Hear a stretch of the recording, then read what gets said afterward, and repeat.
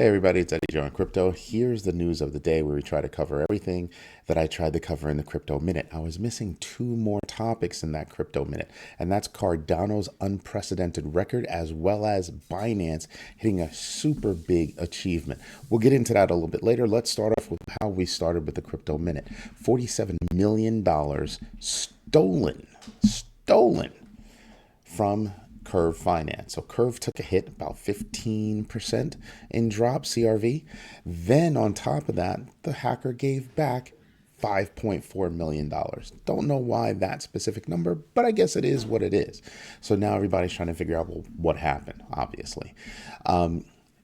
What I'm really focused on right now in terms of economy and investing is the hit that the economy is going to take because yellow freight is closing its doors. Obviously, you have other trucking companies that are going to be able to step in, charge a premium, and make really big money off of this. So if you're actually in the stock market and you're looking at things, now could be a very good time to buy.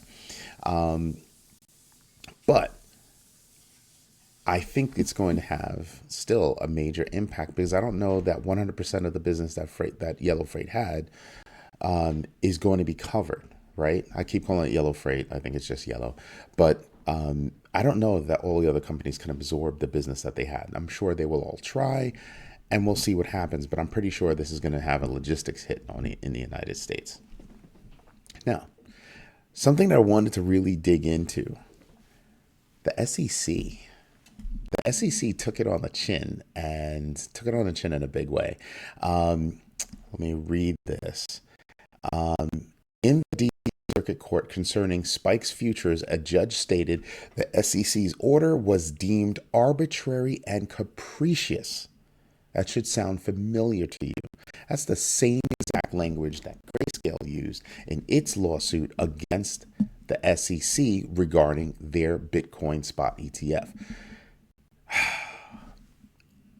As you well may know, the SEC has been taking it on the chin as far as their reputation is concerned for a while, a long while, and this just adds to it. So when I look at this, I kind of sit there and I kind of go, yeah, that's not a good look, right? And then you have Gary Gensler striking out and just saying, he doesn't think that, there's any positivity to a Bitcoin spot ETF, and he doesn't have high hopes for anything in that space. Do you see the trend? It's always a prejudgment instead of the weighing of facts. And there is the problem. They go too far. You want to hear what happened? And this is really frustrating. I've been sitting up watching a whole bunch of people out there talking about, the SEC told Coinbase to stop trading all coins except for Bitcoin, and you better go get your money. That's FUD. That is FUD, and it's infuriating. What happened was Brian Armstrong, the CEO of Coinbase, said, previous to the lawsuit from the SEC, they asked Coinbase to stop trading all cryptos. In other words, the SEC had lost their damn mind. So previously, they said, hey, you should actually stop trading all the other cryptos because we believe them to be securities. Not that they're proven to be securities, but that we believe they are securities. Remember, this is previous to the SEC taking it on the chin from Ripple. Well, fast forward to today, idiots here talking about how, you better go. No. Please shut the hell up. Go take many a seat. Shut your mouth. And the reason why is because what you're saying is wrong. This happened in the past. This did not happen yesterday. It didn't happen today. It happened previous to the lawsuit that the SEC brought against Coinbase. Right there. Pay attention to who you're listening to. Pay attention to where you're getting your news, who's giving you your news, the articles that you read. Go find corroborating evidence. Go find that. Before you act, before you move, you see something, you read it, go see if you can find it anyplace else. And if you don't, question it. Give it an hour. You know how the internet operates. It's really fast. If you don't see something in an hour, question it some more. Give it another hour. You'll probably start to hear that whatever you heard, FUD. I got on TikTok today, literally heard the first thing I saw was somebody talking about exactly that. Nah, this happened previous. Now, if you take that as it is, you sit there and you kind of go, whoa, whoa, whoa, whoa, whoa, whoa, whoa. The SEC went that far because they were trying to flex the same way they did when it came to XRP. Remember what happened? I know I do. SEC said we're suing XRP and Ripple and Brad Garlinghouse and everybody else. Good. Delist them. So everybody delisted XRP. They were trying to have that same. I'm trying to figure out in my head, why wasn't this exposed earlier? Because it sounds nuts. But Brad's saying it happened. We should be paying attention to this because to think that the SEC would go that far to try to kill an industry.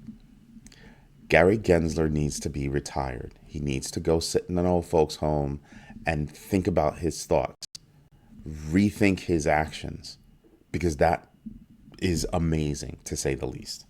Amazing. Now, Ripple, on the other hand, Ripple's doing more than touting itself as a CBDC and stable coin perfect platform. They're actually out there, sponsoring reports and getting involved and actually demonstrating how their platform is fast, efficient, cheap, and should be used for payments. Payments industry has been taking it on the chin for a really long time. And the survey covered 300 leaders in 45 countries. Now, when a company sponsors a report, I don't put that much weight into it. I happen to be affected by the payment space, so I do pay attention to this particular report. The fact is that what we have is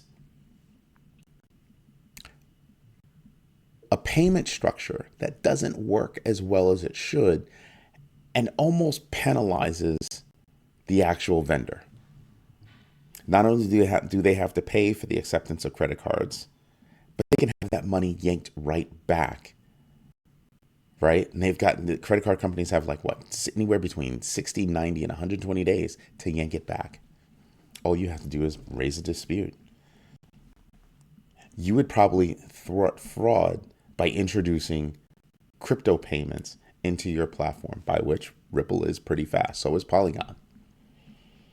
Right? And the reason why is because now you've actually received the money. When that transaction is done, it is done. There's no yanking it back or anything else like that. You can lodge a complaint with the business, and the business can say, yes, we agree with your complaint. Here's your money back, without taking the loss of percentage from the credit card company to you.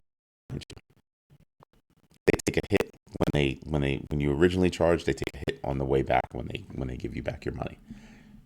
Loads of fun. So it's evil. So when I look at credit card payments and I look at crypto payments, I'm like, they both have their place. But obviously, I lean toward payments. My web hosting platform, Rebel Reach, actually already has built in two special things. The first are crypto payments for any e-commerce website we host. The second is AI is already integrated to help you create content. Two things that help small businesses get bigger faster. And that's what Ripple is saying. Ripple is out there making big noise about what their platform, what XRP Ledger can do. And you should be paying attention. Another project you should be paying attention to is actually Cardano. Cardano is about what they're doing. So is Shiba Inu. 2,030 days of uptime for Cardano. Increased usage, increased adoption. Kind of a big deal. All right. Binance is the first to actually get legal in Dubai as well. That's huge. They haven't been doing so well. Anyway, you know what we should do? We should get into the numbers. So right now, we're looking at Bitcoin. Now, with Curve Finance taking that exploit, altcoins and Bitcoin happen to take a little bit of a dip, but it's recovered back above 29,200. But we are only at 29,384. We need to be back above $30,000. Now, if you take a step back and zoom back out, you realize that we're still moving laterally. Still moving laterally. This should not be a big deal. Should not be a big deal. Like I said, if you look right here, you can see how it is still moving within a particular trading. Is what it is. Do I think that's going to change relatively soon? Oh yeah. Oh yeah. People are focused on, oh, it's taking a dip. Maybe I shouldn't get in.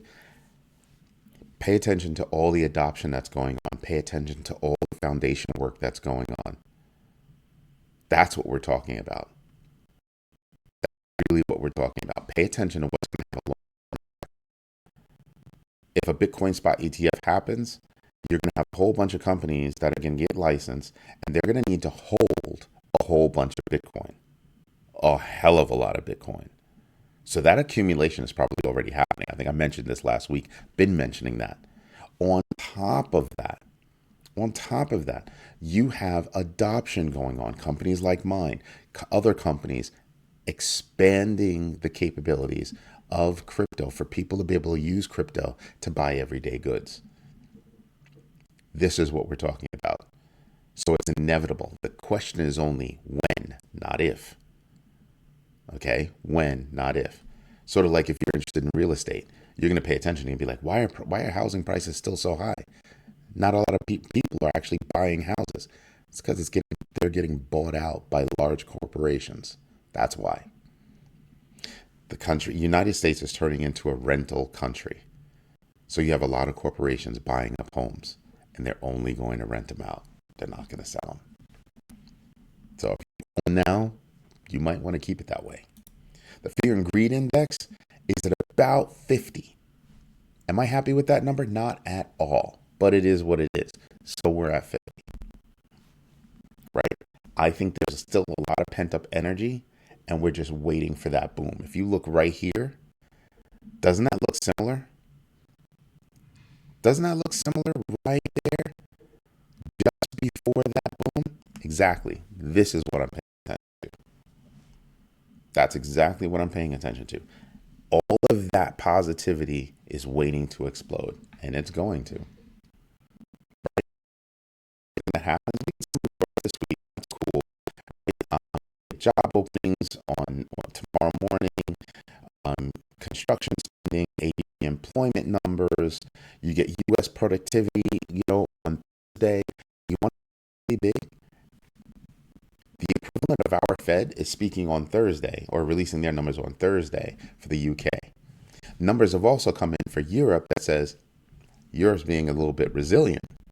That means the global economy is a little bit resilient, and we should all be paying attention. Anyway, this is Eddie J on Crypto. I hope you have a good day. Have any questions, please let me know. I'll gladly try to do the research, especially if it's not within my radar. I'm going to let you know, but I'm still going to respond. All right? Hope you have a good one. Bye-bye.